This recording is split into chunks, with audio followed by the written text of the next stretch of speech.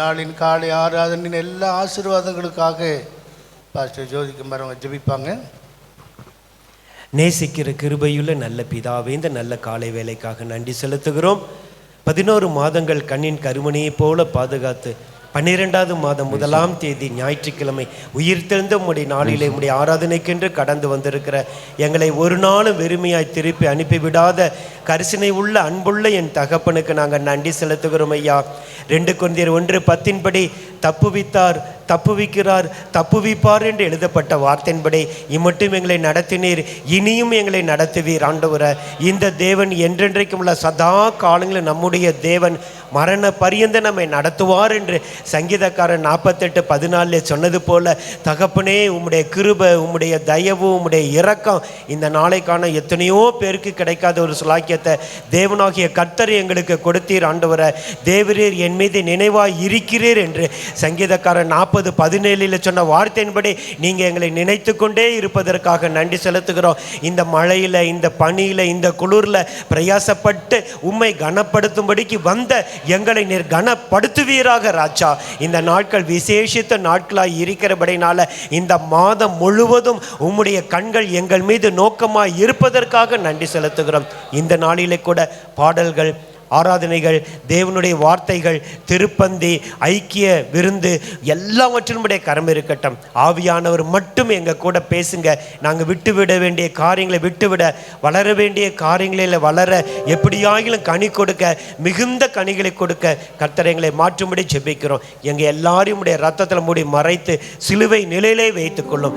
தேவனாகிய கர்த்தருடைய நாமத்தை மாத்திரம் உயர்த்துகிறோம். எல்லா துதிகனமையும் உமக்கு செலுத்துகிறோம். என் ஆண்டவராகிய இயேசு கிறிஸ்துவின் மகிமையுள்ள நாமத்தில் தாழ்மையோடு வேண்டி ஜெபிக்கிறோம் எங்கள் ஜீவனுள்ள நல்ல பிதாவே, ஆமென். எண்ணில் அடங்காத ஸ்தோத்திரங்களை ஆண்டவருக்கு நாம் செலுத்தி கர்த்தரை நாம் மகிமைப்படுத்த இந்த புதிய மாதத்தையும் புதிய நாளையும் கர்த்தர் தந்திருக்கிறார்.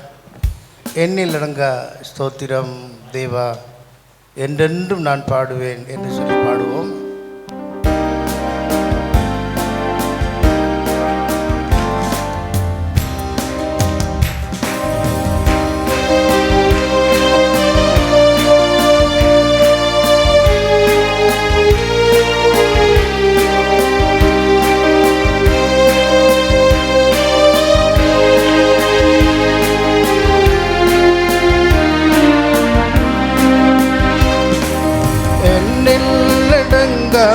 ஸ்தோத்திரம் தேவா, என்றென்று நான் பாடுவேன். எண்ணில் அடங்கா ஸ்தோத்திரம் தேவா, என்றென்று நான் பாடுவேன். எந்நாள் வரை என் வாழ்விலே, இந்நாள் வரை என் வாழ்விலே நீர் செய்த நன்மைக்கே எண்ணில் அடங்கா ஸ்தோத்திரம் தேவா, என்றென்று நான் பாடுவேன். எண்ணில் அடங்கா ஸ்தோத்திரம் தேவா,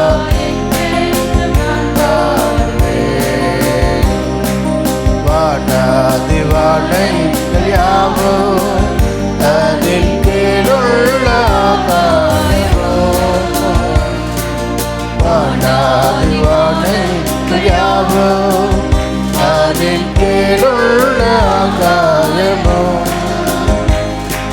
பூமியில் காண்கின்ற யாவும் கர்த்தர் உம்மை போற்றுமே.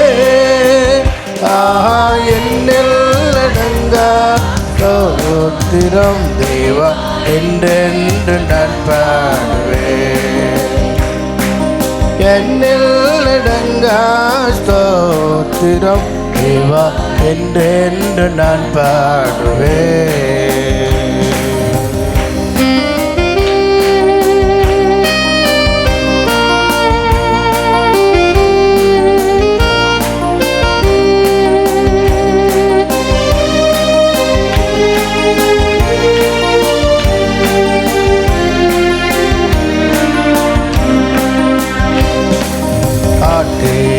வாழ்கின்ற யாவோ கடும் காற்றும் பனித்தூறலோ காற்றேனில் வாழ்கின்ற யாவோ கடும் காற்றும் பனித்தூறலோ நாட்டினில் வாழ்கின்ற யாவோ நாதாகுமை போற்றுமே ஆஹா என்னில் அடங்கா ஸ்தோத்திரம் தேவா என்றென்று நம்பாடுவேன் என்னில் அடங்கா ஸ்தோத்திரம் தேவா என்றென்று நான் பாடுவேன்.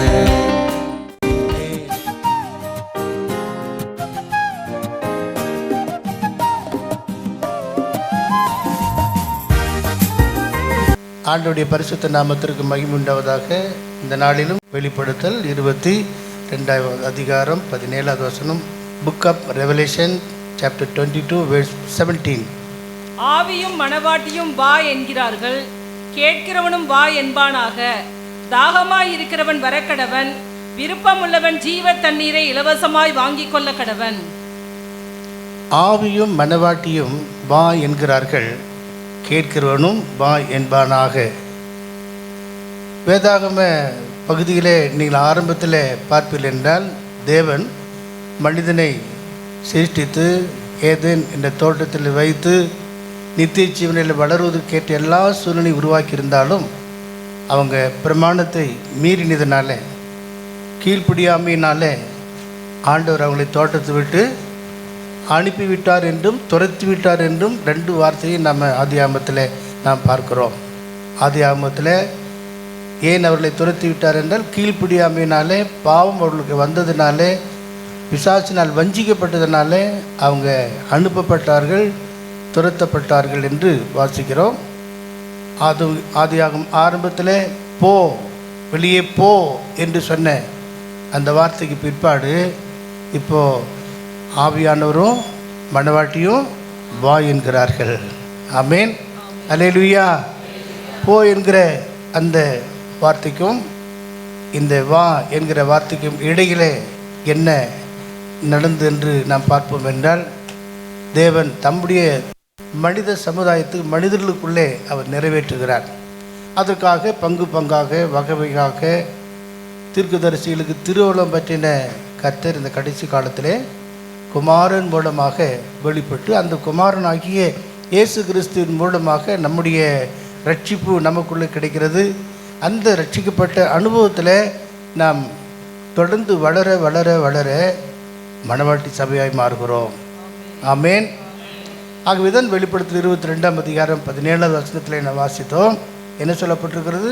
ஆவியும் மணவாட்டியும் 2 ஒன்றா இணைஞ்சிட்டாங்க. இப்போ ஆவியும் மணவாட்டியும் வா என்கிறார்கள், கேட்கிறவனும் வா என்பானாக. அல்லேலூயா.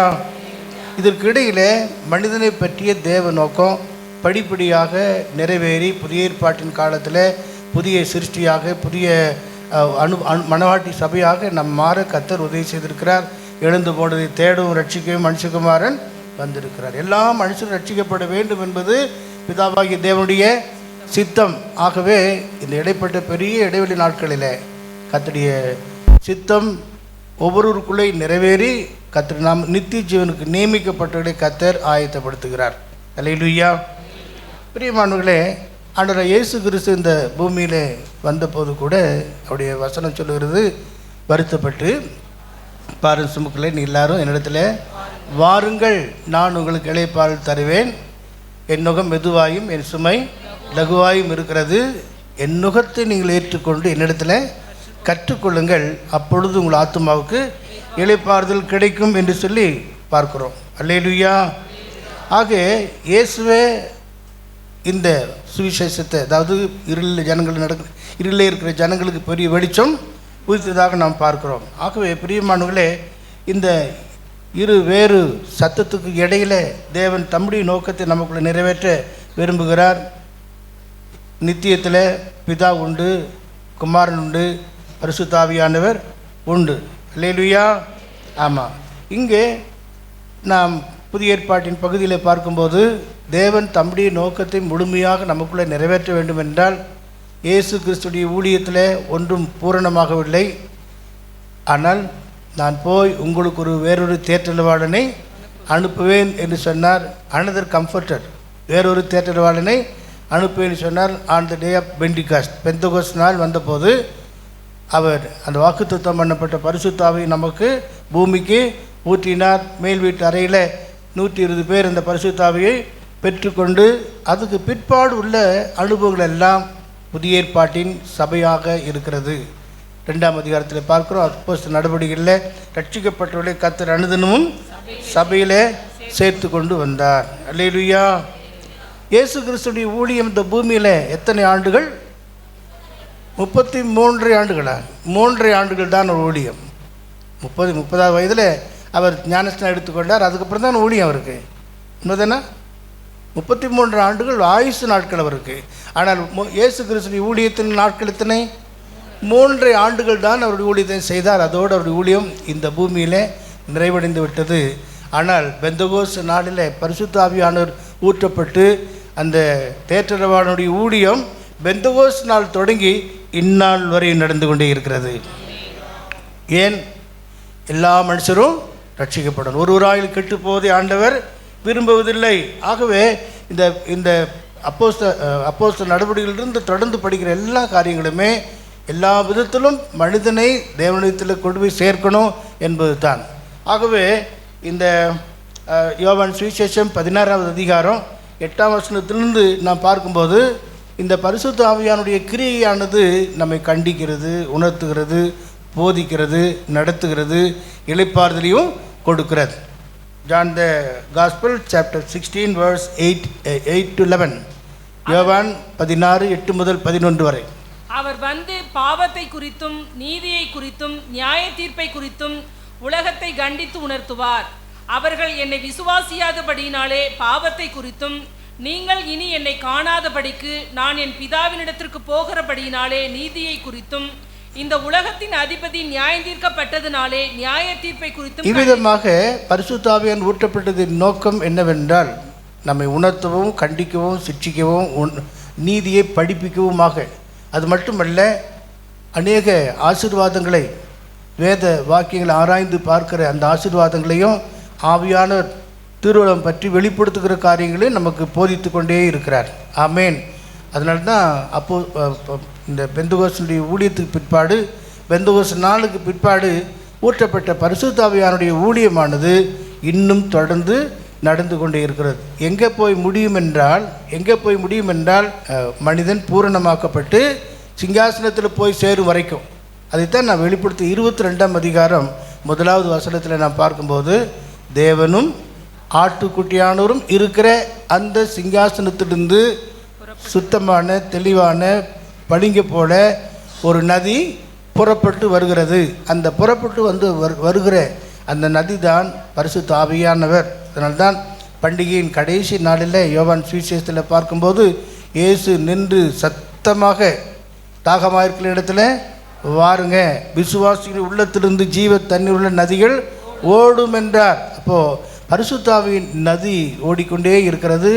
அந்த நம்ம ஒவ்வொருத்தருக்கும் அதை கொடுத்து கொண்டே இருக்கிறார். இந்த ஊழியம் ஒரு வித்தியாசமான ஊழியம். ஆமாம், ஊழியங்களில் வித்தியாசம் உண்டு. ஆவியானவர் ஒருவரே என்றும் பார்க்கிறோம். 1 கொரிந்தியர் 12ஆம் அதிகாரம் 4, 5, 6 ஆகிய வசனங்களில் அங்கே சொல்லப்பட்டிருக்கிறது, ஆவியானவர் ஒருவரே, கர்த்தர் ஒருவரே, தேவன் ஒருவரே என்று 3 வார்த்தையும் அங்கே இருக்கு. பாருங்களேன். வரங்களில் வித்தியாசங்கள் உண்டு, வரங்களிலே வித்தியாசம் உண்டு, ஆவியானவர் ஒருவரே, ஊழியங்களிலேயும் வித்தியாசங்கள் உண்டு, கர்த்தர் ஒருவரே, கிரியைகளிலேயும் வித்தியாசங்கள் உண்டு, எல்லாருக்குள்ளும் எல்லாவற்றையும் நடப்பிக்கிற தேவன் ஒருவரே, கர்த்தர் ஒருவரே, பரிசுத்த ஆவியானவர் ஒருவரே என்று அங்கே இந்த ஊழியத்தின் காரியத்தை குறித்து நாம் பார்க்கிறோம். ஆகவே பழைய ஏற்பாட்டு காலத்தில் பரிசுத்த ஆவியானவருக்கு நிலநாட்டமாக இருக்கிற ஒரு மனிதனை குறித்தும், அந்த மனிதன் மணவாட்டியை ஆயத்தப்படுத்தி மணவாளனிடத்தில் கொண்டு சேர்க்கிற அந்த சந்தர்ப்பத்தை நாம் இன்றைக்கு தியானிக்க போகிறோம். உங்களுக்கு தெரியுமா? ஆதியாகமம் 24ஆம் அதிகாரத்தை நீங்கள் பார்த்தீங்கன்னா, அங்கே ஆபிரகாம் தன் குமாரனாகி ஈசாக்குக்கு பெண் கொள்ளும்படியாக தன் வீட்டிலே மூத்தவன் எல்லாவற்றுக்கும் அதிகாரியாக பிரதானமானவனாக இருந்த எலியேசர் என்பவனை தெரிந்து கொண்டு அங்கே நாம் பார்க்கிறோம். ஆதியாகமம் 24ஆம் அதிகாரம் 1 முதல் 4 வசனங்கள். ஏன் இதை நாம் பார்க்கிறோம் என்றால், இந்த பரிசுத்த ஆவியானுடைய ஊழியமானது பெந்தகோஸ்து நாள் தொடங்கி இந்நாள் வரைக்கும் நடந்து கொண்டிருக்கிறது, இன்னும் முடிவடையவில்லை. அந்த பரிசுத்த ஆவியானவர் ஆபிரகாமுடைய வேலைக்காரனாகிய எலியேசருக்கு நிழலாட்டமாக நாம் இன்றைக்கு படிக்க போகிறோம். அந்த எலியேசர் ஆபிரகாமோடு கூட உடன்படிக்கை பண்ணி அவன் புறப்பட்டு போய் பல காரியங்களை சந்தித்து திரும்பவும் மணவாட்டியை கொண்டு வந்து ஈசாக்கு இடத்துல ஒப்படைக்கிற காரியங்கள் எல்லாருக்கும் தெரியும் தானே? ஆமேன். அதனுடைய சில காரியங்களை நாம் இன்றைக்கு தியானிக்க போகிறோம். ஆகவே தான் ஆவியானோரும் மணவாட்டியும் வாய் என்கிறார்கள், கேட்கிறவனும் வாய் என்பானாக. 1 முதல் 4 வசனங்கள். ஜெனிசிஸ் 24:1-4. ஆபிரகாம் வயது சென்று முதிர்ந்தவனானான். கர்த்தர் ஆபிரகாமை சகல காரியங்களிலும் ஆசீர்வதித்து வந்தார்.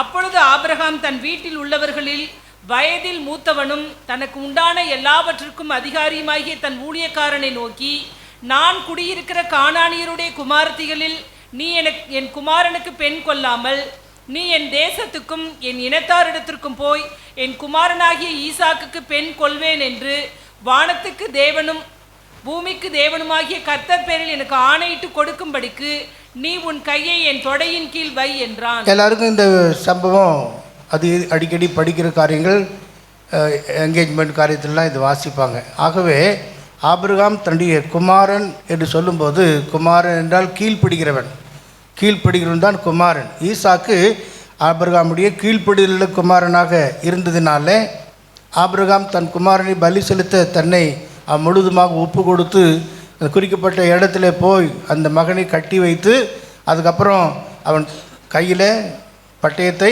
ஓங்கின போது ஆபிரகாமே ஆபிரகாமே என்ற ஒரு சத்தம் உண்டாக்கி, அதுக்கப்புறம் இந்த விஷயம்லாம் நமக்கு தெரியும். அங்கே கண்களை ஏறெடுத்தவன் பார்க்கிறான், ஒரு ஆட்டுக்குட்டியானது முட்புதிரையில் சிக்கி கொண்டிருக்கிறது. அதை எடுத்து மகனுக்கு பதிலாக என்ன செய்தான்? பலி செலுத்தினான். ஆபிரகாம் தேவனை விசுவாசித்தான், அது அவனுக்கு நீதியாக எண்ணப்பட்டது என்று பார்க்கிறோம். யெகோவா ஈரே என்றால் கர்த்தருடைய பருவத்தில் எல்லாம் பார்த்து கொள்ளப்படும்.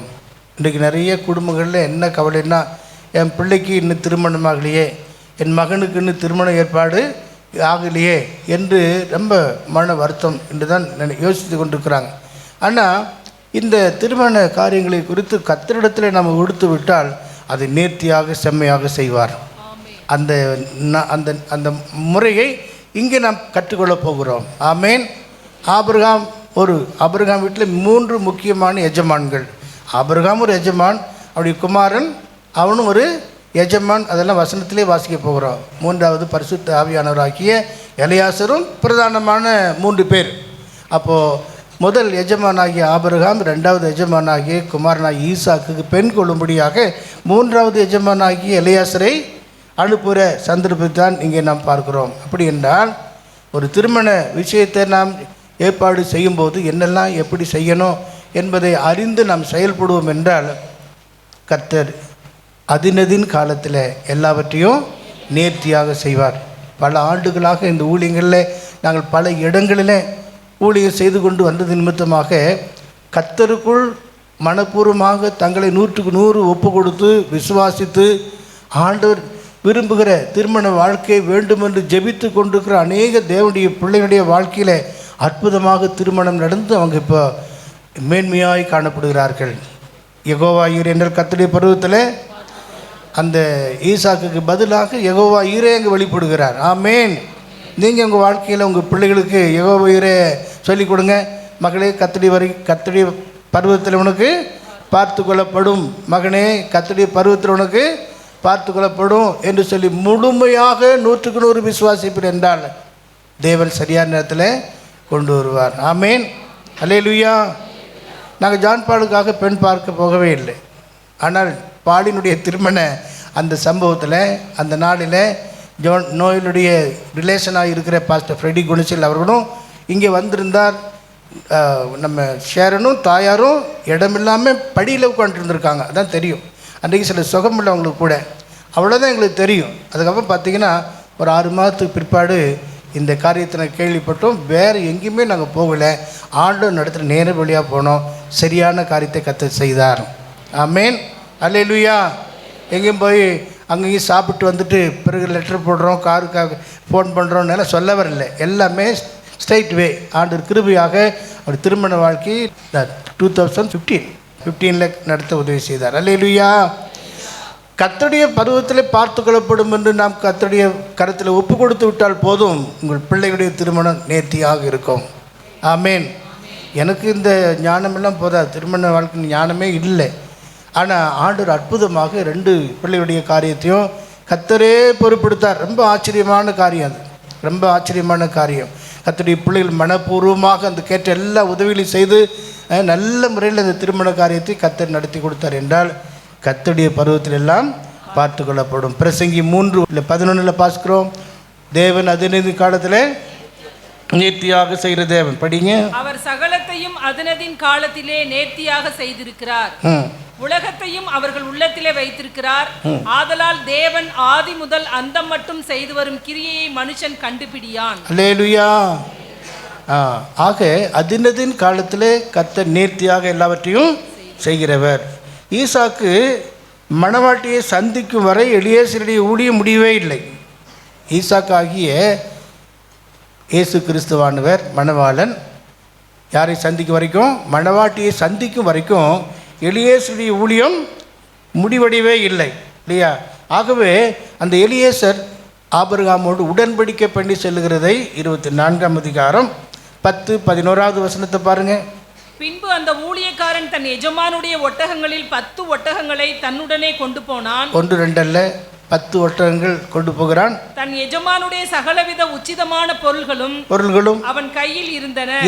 அவன் எழுந்து புறப்பட்டு போய் மெசொப்பொத்தாமியிலே நாகோருடைய ஊரில் சேர்ந்து ஊருக்கு புறம்பே ஒரு தண்ணீர் துறவண்டையிலே தண்ணீர் மொள்ள ஸ்திரீகள் புறப்படுகிற சாயங்கால வேளையிலே ஒட்டகங்களை மடக்கி தனக்குள்ளே சொல்லிக் கொண்டது என்னவென்றால், என் எஜமானாகிய ஆபிரகாமுக்கு தேவனாயிருக்கிற கர்த்தாவே, இன்றைக்கு நீர் எனக்கு காரியம் சித்திக்க பண்ணி என் எஜமானாகிய ஆபிரகாமுக்கு தயவு செய்தருளும்.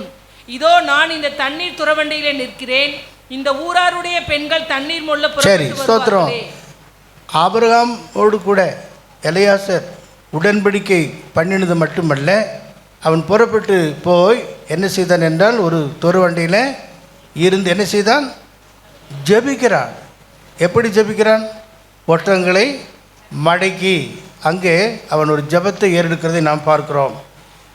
ஆங்கிலத்தில் படிச்சிங்கன்னா, and he made his camels to kneel down without the city by a well of water at the time of the evening, even the time that women go out to draw water.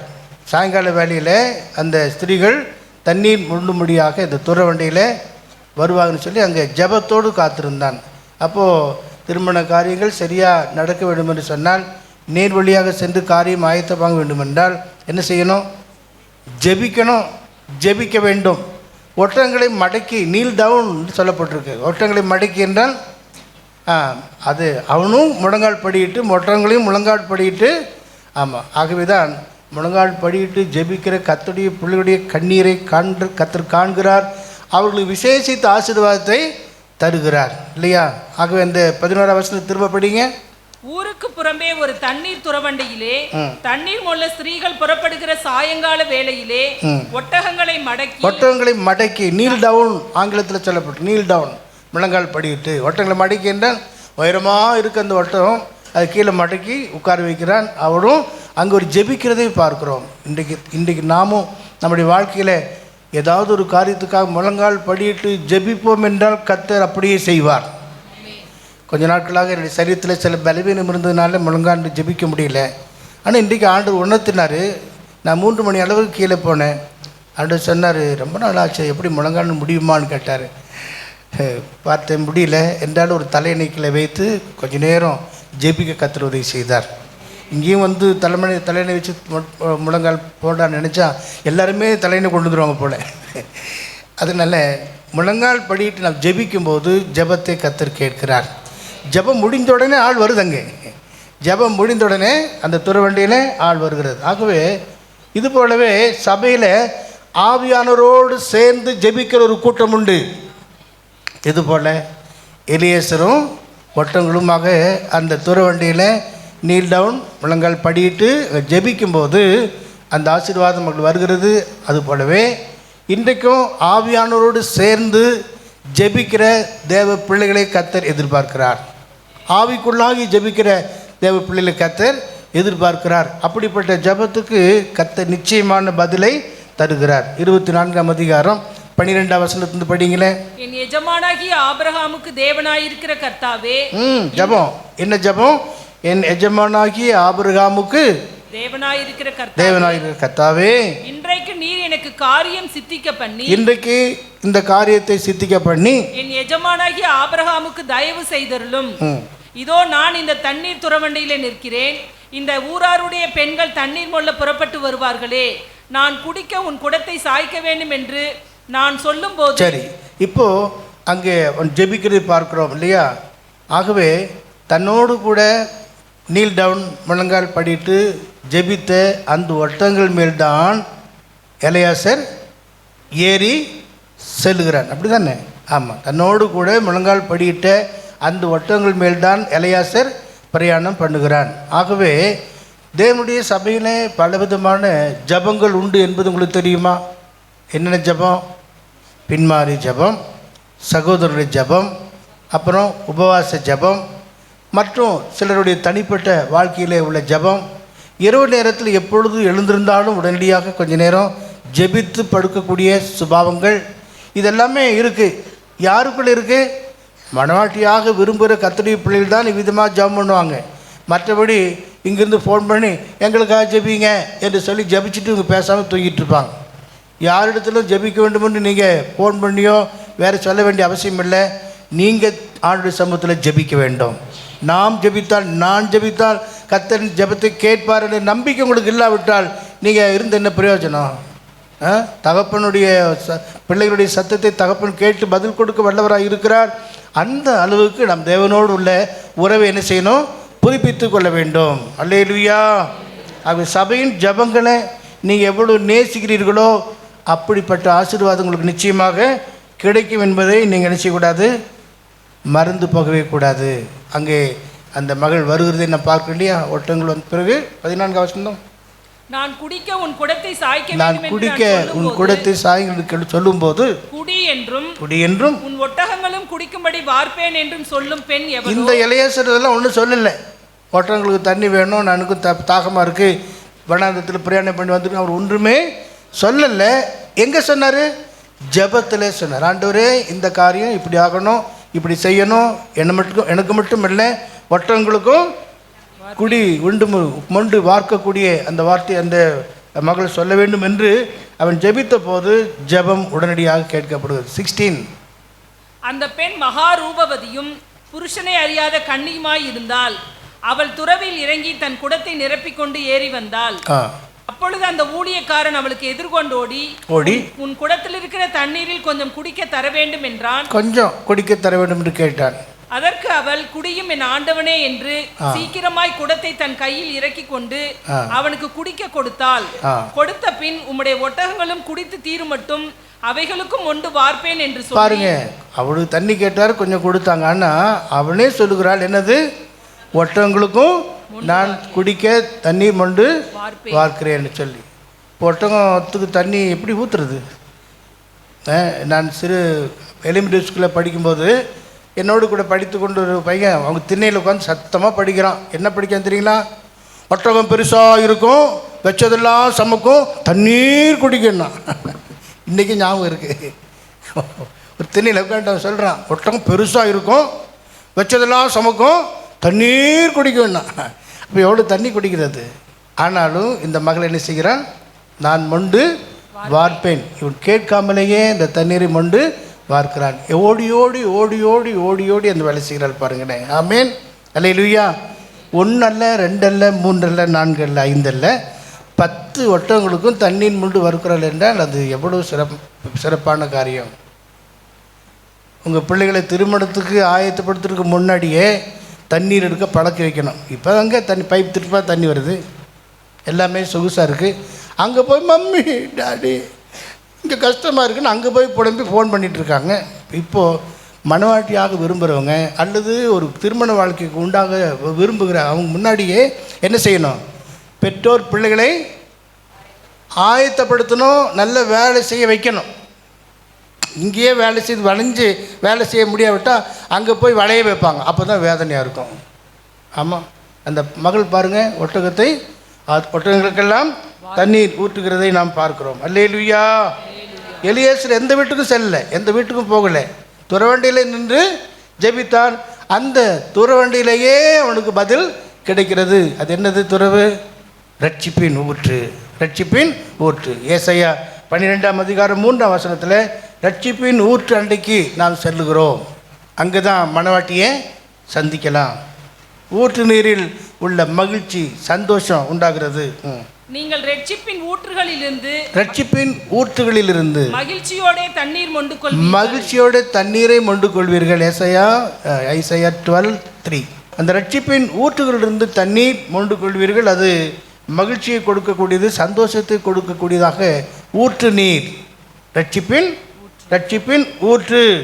ஊற்று தண்ணீரே பொங்கி வா பொங்கி வா, உள்ளத்தில் நின்றோடும் நதியாய் வா, உம்மிலுண்டே உங்கள் ஊற்றுகள் எல்லாமே ஊற்றிடும் ஆவி என்று பாடுவோம். உம்மிலுண்ட எங்கள் ஊற்றுகள் எல்லாமே ஊற்றிடும் ஆவி என்று பாடுவோம். அப்புறம் எழுப்புதல் வந்துடுது, சொல்லாமலே எழுப்புதல் அடைந்து எழும்பிடுவோம், கழுகுகளை போல பறந்துடுவோம். பாடுபடன்னு இல்லை. அல்லேலூயா. ஊற்று தண்ணீரே பொங்கி வா பொங்கி வா, உள்ளத்தில் நின்றோடும் நதியாய் வா, உம்மிலுண்ட எங்கள் ஊற்றுகள் எல்லாமே ஊற்றிடும் ஆவி என்று பாடுவோம். உம்மிலுண்ட எங்கள் ஊற்றுகள் எல்லாமே ஊற்றிடும் ஆவி என்று பாடுவோம். ஊற்று தண்ணீர், அந்த துறவண்டியில் அந்த தண்ணீர் ரட்சிப்பின் ஊற்றாக இருக்கிறது. அதில் மொண்டு கொள்வீர்கள் என்று நான் வேதத்தில் பார்க்கிறோம். ஆகவே தான் ரட்சிக்கப்பட்ட தேவனுடைய பிள்ளைகள் அந்த ஊற்றிலே மூழ்கி மூழ்கி மகிழணும், சந்தோஷப்படணும், கர்த்தருடைய ஆவிக்குள்ளாகி நம்மை பலப்படுத்தி கொள்ள வேண்டும். இயேசு தம்முடைய ஊழியத்தின் நாட்களில், பண்டிகையின் நாளில், யோவான் சுவிசேஷம் 7ஆம் அதிகாரத்தில் படிக்கிறோம். விசுவாசிகளுடைய உள்ளத்திலிருந்து படிங்க. வேத வாக்கியம் சொல்லுகிறபடி என்னிடத்தில் விசுவாசமாய் இருக்கிறவன் எவனோ அவன் உள்ளத்திலிருந்து ஜீவ தண்ணீர் உள்ள நதிகள் ஓடும். விசுவாசிகளின் உள்ளத்திலிருந்து ஜீவ தண்ணீர் உள்ள நதிகள் ஓடும் என்றார். அல்லேலூயா. ஆமாம், அப்போது விசுவாசி உள்ளத்திலிருந்து ஜீவ தண்ணீர் உள்ள நதிகள் ஓடும். அந்த ரட்சிப்பின் ஊற்றுகளில் நாம் இன்னும் அதிகமாக வளரணும். நாமினல் சர்ச்சுன்னு சொல்லக்கூடிய பொதுவான சபைகளில் கூட எல்லாம் என்ன செய்கிறாங்க? எல்லாம் இயேசுவே, எனக்கு எல்லாம் இயேசுவே, ஆயனும் சகாயனும் எல்லாம் இயேசுவே, அப்புறம் எல்லாமே சொல்கிறாங்க. ஆனால் அதனுடைய அனுபவம் அவங்களுக்கு பெற்றுக் கொடுக்கறது இல்லை, இல்லையா? கஷ்டம் நோய் படுக்கையிலும் கைகண்ட அவிழ்தமும் என்று பாடினாலும் அவங்களுக்கு அது அனுபவத்தில் கொண்டு வர்றது முடியலை.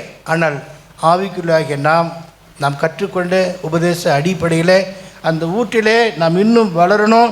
அப்படி வளரும்போது தான் தேவாசீர்வாதம் நமக்குள்ளே உண்டாகும். ஆமேன்.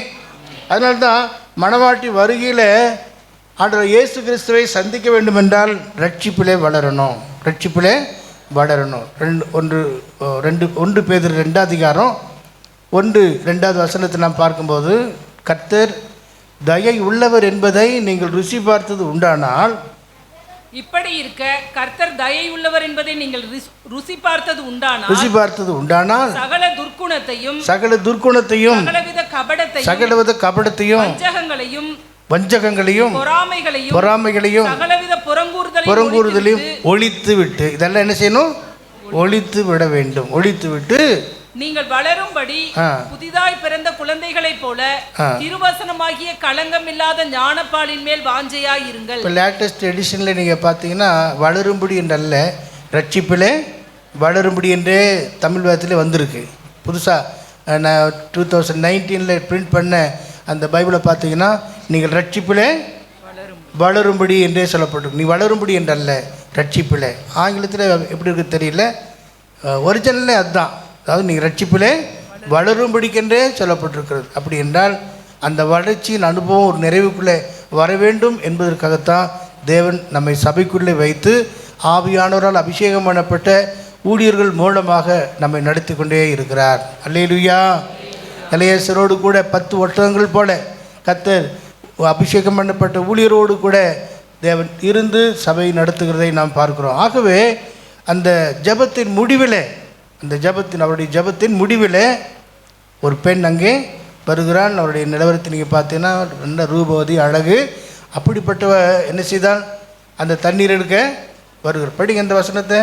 16ஆம் வசனம். மகா ரூபவதியும் புருஷனை அறியாத கன்னிகையுமாய் இருந்தால் அவள் துறவில் இறங்கி. சரி பாருங்களேன், நம்ம வீடுகளில் சில பிள்ளைகளை இந்த மாதிரி வேலைகள் அனுபவமாக நம்ம வீடுகளில் தண்ணீர் எடுக்கணும், அதை செய்யணும், இதை செய்யணும் மாட்டோம். அந்த ஆபிரகாம் வீட்டில் நிறைய பேர் இருந்தாங்க. வேதத்தில் பார்க்கும்போது 318 பேர் இருந்தாங்கன்னு சொல்லி ஆதியாகமம் 14ஆம் அதிகாரத்தில் 14ஆம் வசனத்தில் பார்க்குறோம். 308 பேர், பெரிய குடும்பம். வேலைக்காரிகள் இருந்திருப்பாங்க இல்லையா? வேலைக்காரி யாராவது அனுப்பியிருக்கக்கூடாதா? இருக்கலாம். ஆனால் தேவன் அந்த சகோதரியை, அந்த ரெபேக்காலை சரியான நேரத்துக்கு அங்கே அனுப்புகிறதை நாம் பார்க்கிறோம். ஏதாவது யாரோ செய்துட்டு போட்டோம் என்று சொல்லி அவள் இருக்கவில்லை. அவள் அந்த காரியத்தை செய்யும்படியாய் ஏவப்பட்டு அந்த துறவண்டியில் வருகிறதை நாம் பார்க்கிறோம். ஆமேன். வீட்டில் உள்ள வேலைகளை வீட்டார் கவனிக்கும் போது வித்தியாசமாக இருக்கும், வேலைக்காரிகள் கவனிப்போது வித்தியாசமாக இருக்கும். புரியுதா உங்களுக்கு? என் வேலையை நான் தான் செய்யணும், ஜான் பால் வேலையை அவர் தான் செய்யணும், கஸ்டமர் வேலையை அவங்க தான் செய்யணும். சில வேலை கஸ்டமர் வேலையை நான் சேர்ந்து செய்வேன். அந்த கோஆப்ரேட் பண்ணுறது தப்பு கிடையாது. ஆனால் அவங்கவுங்களுக்கு ஒரு பொறுப்பு இருக்குது, ரெஸ்பான்சிபிலிட்டி இருக்குது. அதை அவங்க என்ன செய்யணும். அந்த அருமையான ரெபேக்காள் அந்த நேரத்தில் ஜெபம், எலியாசில் ஜெபம் முடிவடைந்த உடனே அந்த மகள் அங்கே வருகிறதை பார்க்கிறோம். அங்கே துறவண்டியில் போய் பார்த்தீங்கன்னா ஓடி சீக்கிரமாக தன் குடத்தை தண்ணீரை தொற்றியிலே ஊற்றிவிட்டு இன்னும் கொண்டு வர துறவண்டையில் ஓடி. இன்னும் துறவண்டியில் ஓடி. அப்போ எவ்வளோ உற்சாகமாக செய்கிறது நாம் பார்க்குறோம். மனப்பூர்வமாக செய்தால் தான் அப்படி ஓடி காரியத்தை செய்வாங்க. மன கஷ்டத்தோடு செய்தால் நான் வரேன், கொஞ்சம் பாருங்க, அப்புறம் பார்த்துக்கலாம், உடனே வேணுமா என்னென்ன பல கேள்விகள் வரக்கூடும். ஆனால் அவள்கிட்ட என்ன செய்தான்? ஓடி சுறுசுறுப்பாக வேலை செய்கிறாள். வாலிப பிள்ளைங்களே, உங்கள் வாழ்க்கையில் நீங்கள் சுறுசுறுப்பாக இருந்தால் நீங்கள் நிறைவான ஆசீர்வாதத்தை பெற்றுக்கொள்வீங்க. சீக்கிரத்தில் மனவாளன் கிடச்சிடுவார். நீங்கள் ஆண்டவரை ஏமாற்றி இல்லாவிட்டால் உங்கள் வாழ்க்கையில் சோம்பேறித்தனத்துக்கு இடம் கொடுத்து காலையில் 8 மணி 8:30 மணி வரைக்கும் தூங்கிட்டு இருந்தீங்கன்னா எப்படி இருக்குது? போகிற இடத்துல என்ன நடக்கும்? மாமியார் 5 மணிக்கே வந்து ஃபோன் பண்ணி எழுப்புவாங்க. அப்போ என்ன செய்யணும்? அதுக்கு முன்னாடியே எழுந்திருக்க வேண்டியிருக்கிறது. ஒரு குடும்பத்தில் இப்படி தான் எப்பவுமே இந்த மருமகளை வந்து மாமியார் எழுப்பும்போது இப்படி லேசாக கையில் தள்ளுறது, லேசாக அந்த கால் அப்படி தட்டுவாங்களாம், போய் எழுந்துரு இப்படிம்பாங்களாம். அப்போது அந்த பிள்ளை உடனே எழுந்து எல்லா வேலையும் செய்யுமா. இப்படியே வழக்கமாக நடந்துகிட்ருக்கு. ஒரு நாள் மாமியார் அதை கவனிக்கலை. ரொம்ப நேரம் ஆயிடுச்சு, இனியும் மனம் திரும்பியாச்சு மாமியார். இனி காலில் தட்டக்கூடாதுன்னு சொல்லி பேசாமல் இருந்தாங்க. நேரம் ஆக மாமியார் பொறுக்கலை. ஓஹோ, காலில் தட்டி எழுப்புனா தான் எழும்புவான் அப்படி சொல்லி அப்படி தட்டினால போய் அப்படி தான் வரும். அதுக்கு நிச்சயக்கூடாது, இடம் கொடுக்கக்கூடாது. இப்போ கத்திரி பிள்ளைங்க, வாலிப பிள்ளைங்க அதில் இப்படி இருக்கணும், சுறுசுறுப்பாக இருக்கணும். ஆகவே அந்த ரெபேக்காள் சுறுசுறுப்பாக ஓடி தண்ணீர் மொண்டு கொண்டு வந்து ஊற்றுகிறதை நாம் பார்க்கிறோம். அல்லேலூயா. இந்த சந்தோஷத்தில் இப்போ மணவாட்டியின் சுபாவம் அங்கே 22ஆம் வசனம் 20ஆம் வசனம் 20 படிங்க முதல்ல. சீக்கிரமாய் தன் குடத்து தண்ணீரை தொட்டியிலே தண்ணீர் தொட்டியில் ஊட்டிவிட்டு இன்னும் கொண்டு வர துறவண்டையில் ஓடி அவனுடைய ஒட்டகங்களுக்கெல்லாம் ஒன்று பார்த்தார். இப்படி ஓடி காரியத்தை செய்கிறாள். அப்புறம் தன்னுடைய தகப்பனார் வீட்டுக்கு ஓடி போகிறாள். 28ஆம் வசனம் பாருங்க. அந்த பெண் ஓடி இந்த காரியங்களை தன் தாய் ஓடி போய் தன் வீட்டில் இருக்கிற யாவருக்கும் இந்த காரியத்தை அறிவித்தாள். அப்போ இந்த சாதாரணமாக ஒரு ஜீவியமே இல்லை, ரொம்ப சுறுசுறுப்பாக இருக்கணும். ஆமேன். அல்லேலூயா. சோம்பேறி குளிருகிறது என்று உளமாட்டான். பதில் என்ன? அறுப்பில் போய் பிச்சை கேட்டால் கூட கிடைக்காது. ஆகவே அந்தந்த காரியத்தை அந்தந்த நேரத்தில் நாம் செய்ய கற்றுக்கொண்டோம் என்றால் நம்முடைய வாழ்க்கை சிஸ்டமேட்டிக்காக ஆசீர்வாதமாக இருக்கும். அப்படி இல்லாமல் உங்கள் பிள்ளைகளை சரியாக வளர்க்காமல் இருப்பீங்கன்னா உங்களுக்கு தான் கடைசி வரைக்கும் பாடு, கடைசி வரைக்கும் பாடு. ஆக வாலிப சகோதரன் ஆனாலும் சகோதரி ஆனாலும் குடும்ப வாழ்க்கையை அமைப்பதற்கு தேவனிடத்தில் ஜெபித்து கர்த்தருடைய கரத்தில் ஒப்பு கொடுங்க. 57வது சங்கீதம் 2வது வசனத்தை அநேகருக்கு நான் சொல்லி கொடுத்துருக்குறேன். 57:2 எனக்காக யாவையும் செய்து முடிக்க போகிற தேவனாகிய உன்னதமான தேவனை நோக்கி கூப்பிடுவேன். அப்படி கூப்பிடணும். எனக்காக யாவையும் செய்து முடிக்க போகிற உன்னதமான தேவனை நோக்கி கூப்பிடுவேன். கூப்பிட்டீங்கன்னா கூப்பிடுகிற காக்க குஞ்சுக்கும் ஆகாரம் கொடுக்குற ஆண்டவர் நம்முடைய பிள்ளைகளுக்கு அருமையான திருமண வாழ்க்கை கொடுக்க மாட்டாரா? கண்டிப்பாக கொடுப்பார். அது இல்லாமல் அவசரப்பட்டு பல காரியத்தை நாம் செய்தால் நிறைய அவதி நாம் பட வேண்டியிருக்கோம். நாம் கவனமாக இருப்போம். இதை பார்த்து அந்த எலியாசருக்கு ஒரே பூரிப்பு, ஒரே மகிழ்ச்சி. கர்த்தருடைய ஜெபத்தை கேட்டார் என்று சொல்லி பாக்கெட்டில் இருக்கிறதெல்லாம் எடுத்து கொடுத்துட்டார், வச்சுட்டு இருப்பார். என்ன கொடுத்தார் பார், 22ஆம் வசனம். ஒட்டகங்கள் குடித்து தீர்ந்த பின்பு அந்த மனிதன் அரை சேக்கல் எடையுள்ள பொற்காதனியையும் அவள் கைகளுக்கு 10 சேக்கல் எடை பொன்னுள்ள 2 கடகங்களையும் எடுத்து கொடுத்து. பார்த்தீங்களா? அப்போ இந்த நிகழ்ச்சியில் அவங்க காதணி அப்புறம் கடகங்கள் இதெல்லாம் கொடுத்தாங்களே. அப்படின்னா எல்லாரும் நகை போட வேண்டும் என்பது வேதம் சொல்லலை. வேதம் அப்படி சொல்லலை. பழைய ஏற்பாட்டில் உள்ள காரியங்கள் அப்படி சொல்லலை. ஆனால் இந்த காதணி கடகங்கள் இதெல்லாமே யார் கொடுக்கறது? எலியாசர் கொடுக்கிறார். பரிசுத்த ஆவியானவர் கொடுக்கும்போது ஆவிக்குரிய வரங்களை நமக்கு கொடுப்பார். ஆமென்.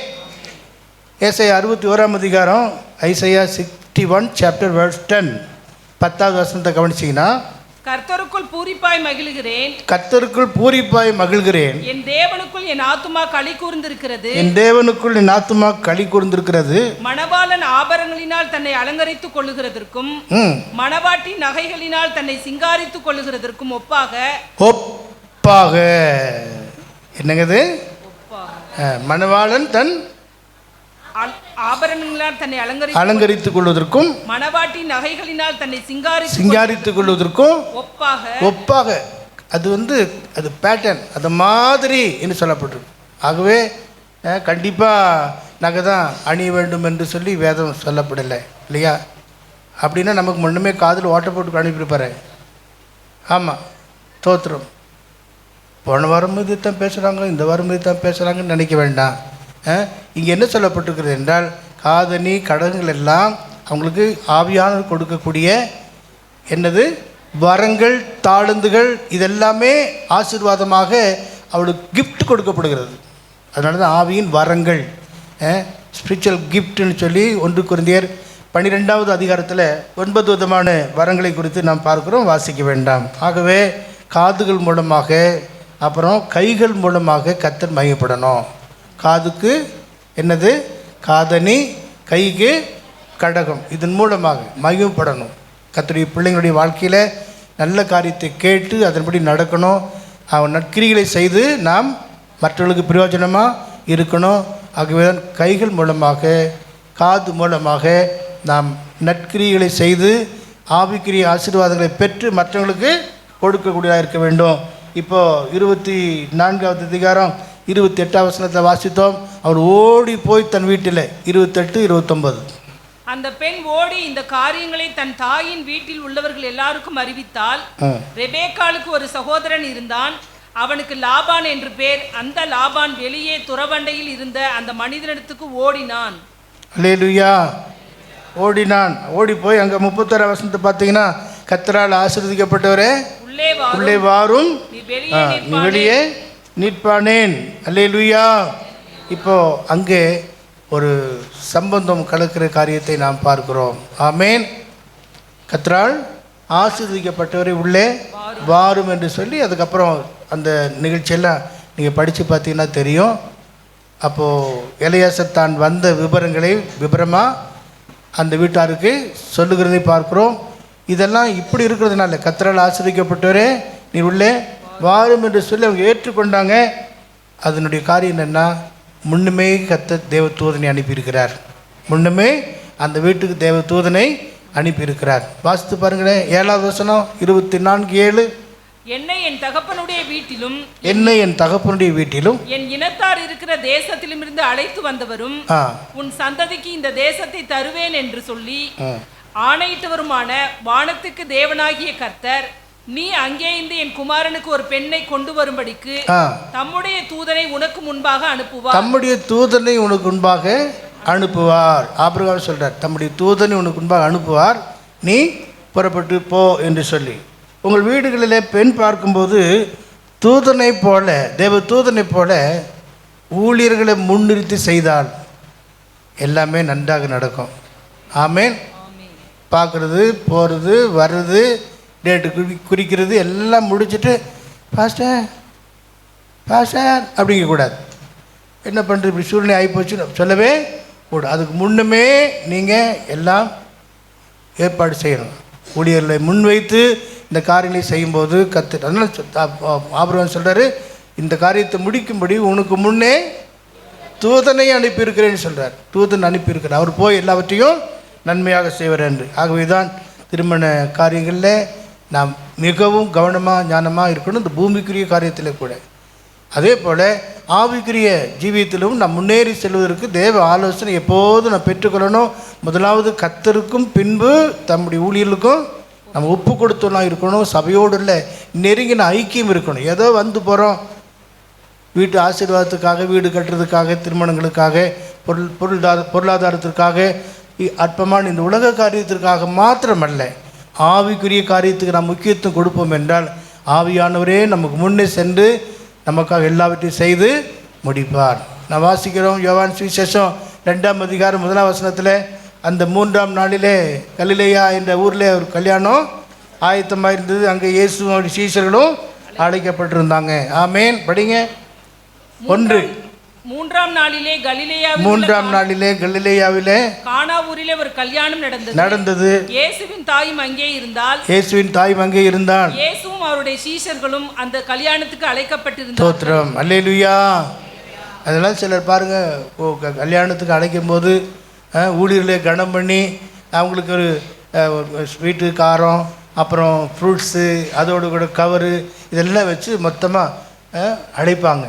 என்றால் கர்த்தரும் கர்த்தருடைய ஊழியக்காரரும் எங்கள் திருமணத்துக்கு வர வேண்டும் என்கிற அந்த நல்ல மாதிரியாக செய்வாங்க. இங்கே சொல்லப்பட்டிருக்கிறது, அந்த திருமணத்திற்கு இயேசுவும் அவருடைய சீஷர்களும் அழைக்கப்பட்டிருந்தாங்க. இதெல்லாம் சிஸ்டமேட்டிக்காக ஒழுங்கு கிரமமாக நாம் செய்வோம் என்றால் ஒருவேளை ஏதாவது குறை ஏற்பட்டாலும் கூட அங்கே அற்புதம் நடக்கும். ஏனென்றால் இயேசு அங்கே இருக்கிறார். ஆகவே பிரியமானவர்களே, இங்கே இந்த அற்புதமான நிகழ்வை நாம் இந்த பகுதியிலே பார்க்கிறோம். இந்த எலியாசர் தன்னுடைய எஜமான்களை மேன்மைப்படுத்தி சொல்லுகிறதை நாம் பார்க்கிறோம். வாசிங்க 35, 36 வசனங்கள். கர்த்தரின் எஜமானை மிகவும் ஆசீர்வதித்தார். அந்த வீட்டில் போய் நாங்கள் இப்படி அப்படி இப்படி இருக்கோம் இப்படி பஞ்ச பாட்டு பாடலை.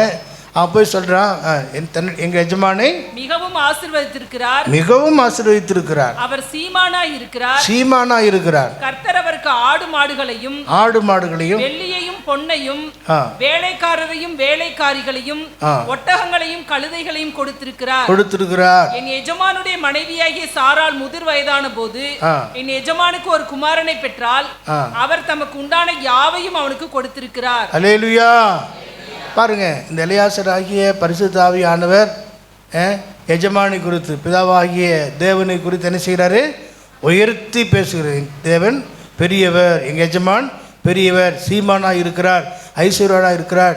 அந்த சாராலும் முதிர் வயதில் ஒரு அருமையான குமாரனை பெற்றெடுத்து விபரமாக உயர்த்தி பேசுகிற காரியத்தை நாம் அங்கே பார்க்கிறோம். ஆவியானவரோடு கூட நாம் செயல்படும்போது நாம் தேவனை என்ன செய்யணும்? உயர்த்த வேண்டும், உயர்த்தி பேச வேண்டும்.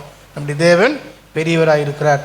இதெல்லாம் காரணம் என்னென்னா, தேவ தூதன் தலையிட்டதுனால எல்லாமே ஆசீர்வாதமாக முடிகிறது. பாருங்கள், அதுக்கப்புறம் இந்த கவுன்சிலிங்கெல்லாம் முடிஞ்ச பிற்பாடு நம்முடைய சகோதரர்கள் மற்ற எல்லாரும் பெண்ணுடைய வாய்ப்பிருப்பை நம்ம கேட்கலாம் அப்படின்னு கேட்குறாங்க. பாருங்கள் வசனம் 57, 58. அப்பொழுது அவர்கள் பெண்ணை அழைத்து அவள் வாய்ப்பிறப்பை கேட்போம் என்று சொல்லி ரெபேக்காளை அழைத்து, நீ இந்த மனிதனோடு கூட போகிறாயா என்று கேட்டார்கள். அவள் போகிறேன் என்றாள்.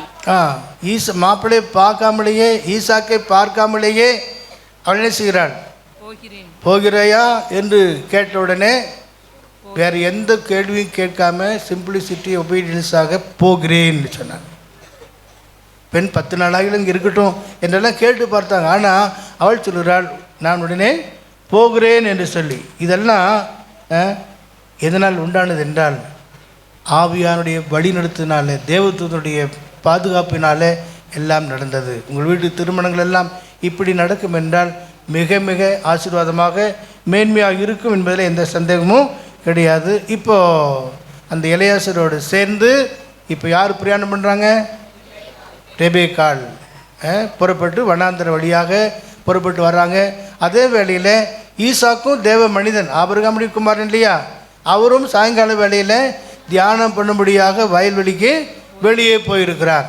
அப்போது திடீரென்று அவருக்கும் வாஞ்ச, எப்போ வருவாள், எப்போ வருவார் என்று அவளோடு கண்களை ஏறெடுத்து பார்த்தபோது தூரத்தில் ஒட்டங்கள் வர அவன் கண்டான். அந்த வசனத்தை படிங்க. ஈசாக்கு சாயங்கால வேளையிலே தியானம் பண்ண வெளியிலே போயிருந்து தன் கண்களை ஏறெடுத்து பார்த்தபோது ஒட்டகங்கள் வர கண்டான். அல்லேலூயா. ஒட்டங்கள் மட்டுமல்ல, கூர்மையாக கவனித்திருப்பாள் என்றான். அந்த ரெபேக்காளையும் பார்த்துருக்கலாம். அப்போது இந்த காரியத்தை அந்த ரெபேக்காள் அந்த எலியாசரிடத்தில் விசாரிக்கிறான். அப்போ அங்கே யார் இருக்கிறது? என்னுடைய எஜமான் என்று சொன்ன உடனே அந்த ரெபேக்காள் என்ன செய்தான்? ஒட்டகத்திலிருந்து கீழே இறங்கி முக்காடிட்டு கொண்டான். அது மரியாதையாக ஸ்திரீகள் சகோதரிகள் தங்கள் முக்காட்டை எப்பொழுது என்ன செய்யணும்? சரியாக சீர்படுத்தி கொள்ளணும். அதுக்காக முடிய தலைவிரிச்சு போட்டுட்டு இருக்கக்கூடாது. நம்ம கவனமாக இருக்கணும். பயபக்தியான ஒரு அனுபவத்தை அவள் அங்கே வெளிப்படுத்துவதை பார்க்குறோம். அதுக்கப்புறம் அவங்க எலியாசரோடு சேர்ந்து மணவாட்டி வந்து யாரை சந்திக்கிறாங்க? ஈசாக்கை சந்திக்கிறான். ஈசாக்கு அவனை சந்தோஷமாக ஏற்றுக்கொண்டு கடைசி வசனத்தில் நம்ம பார்க்குறோம், ஆறுதல் அடைந்தான் என்று சொல்லி. அல்லேலூயா. ஆமாம் பிரியமானவர்களே, இந்த சம்பவம் 64, 65 வசனத்தை பார்க்கும்போது, ரெபேக்காளும் தன் கண்களை ஏறெடுத்து ஈசாக்கை கண்டபோது ஊழியக்காரனை நோக்கி, அங்கே வெளியிலே நமக்கு எதிராக நடந்து வருகிற அந்த மனிதர் யார் என்று கேட்டால், அவர்தான் என் எஜமான் என்று ஊழியக்காரன் சொன்னான். அப்பொழுது அவள் ஒட்டகத்தை விட்டு இறங்கி முக்காடிட்டு கொண்டாள். எவ்வளோ தாழ்மையான அனுபவம் பாருங்களேன். இன்றைக்கி சில வீடுகளில் போனால் பெரியவங்க சின்னவங்க தான் கிடையாது. கால் மேலே கால் போட்டு ஷோபா மேலே உட்காந்துட்டு என்னெல்லாம் இருக்காங்க, இப்படிலாம் இருக்கிறாங்க. ஒரு ஒழுங்கும் கிரமமும் இல்லாமல் போகிறது. ஆனால் இந்த ரெபேக்காளுக்குள்ளே நல்ல டிசிப்ளின் இருந்தது.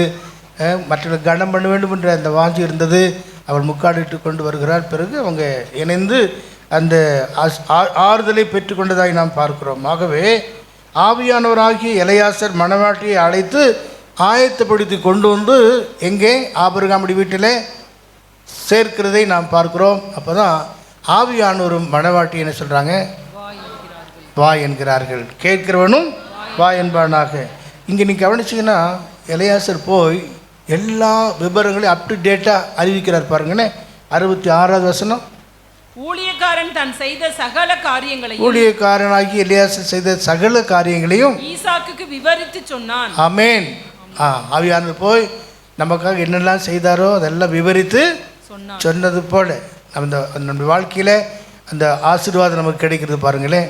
ஆக இந்த அனுபவமானது ஆவியானவரும் மணவாட்டியும் சேர்ந்து மணவாளனை அழைக்கிறதை நாம் பார்க்கிறோம். ஆவியானவரும் ஆவியும் மணவாட்டியும் வா என்கிறார்கள், கேட்கிறவனும் வா என்பானாக என்று சொல்லி. ஆகவே இந்த 22ஆம் அதிகாரம் வெளிப்படுத்தல, இதோ சீக்கிரமாய் வருகிறேன், இதோ சீக்கிரமாய் வருகிறேன். கடைசியாக உள்ள வசனத்தில் மெய்யாகவே நான் சீக்கிரமாய் வருகிறேன். ஆகவே அந்த அருமையான மணவாளனை நம்ம சந்திப்பதற்கு நம்ம ஆயத்தப்பட வேண்டும் என்பது மிக முக்கியம். ஆயத்தம் இல்லாமல் ஒருவரும் ஒருபோதும் அவரை தரிசிக்க, அவரை சந்திக்க முடியாது. ஆயத்தப்படுத்துவதற்காகத்தான் பரிசுத்த ஆவியானவராகிய எலியாசர் செயல்பட்டார். அதே போல ஆயத்தப்படுவதற்காகத்தான் தேவன் நம்மை சபைக்குள்ளே கொண்டு வந்து ஆவியானவர் மூலமாக ஏவப்பட்ட பரிசுத்தவான்கள் மூலமாக கர்த்தர் நம்மை நடத்துகிறார் என்பதை நாம் உறுதிப்படுத்தி கொண்டோம் என்றால் நம்முடைய வாழ்க்கையில் தேவ நோக்கம் பூரணமாக நிறைவேறும். ஆவியும் மணவாட்டியும் வா என்கிறார்கள். கேட்கிற நாம் எல்லாரும் கூட ஆமேன் என்று சொல்லணும். வா வா என்று சொல்லணும். அந்த ஒரு அனுபவத்தை நான் பெற்றுக்கொள்ள கர்த்தர் நமக்கு உதவி செய்வாராக. நாம் எல்லாரும் எழுந்து நின்று கிருபையுதே தேவ கிருபை என்ற பாடல்ல ஆவியும் மனவாட்டியும் வா என்கிறார்கள் என்ற அந்த அடியை நாம் பாட போகிறோம். கிருபையுதே தேவ கிருபையுதே. கிருபையுதே தேவ கிருபையுதே, கிருபையுதே தேவ கிருபையுதே, தாங்கி நடத்தியதே இயேசுவிலே பொன்னேசரிலே அகமகிழ்ந்தே நாம் ஆனந்திப்போம். இயேசுவிலே பொன்னேசரிலே அகமகிழ்ந்தே நாம் ஆனந்திப்போம். ஆவியும் மனவாட்டியும் அவருடன் வாரும் என்று அழைக்கின்றாரே, வாரும் என்று. ஆவியும் மனவாட்டியும் அவருடன் வாரும் என்று அழைக்கின்றாரே. சீயோனிலே பாருனக்காய் நாயகன் இயேசுதான் வெளிப்படுவார்.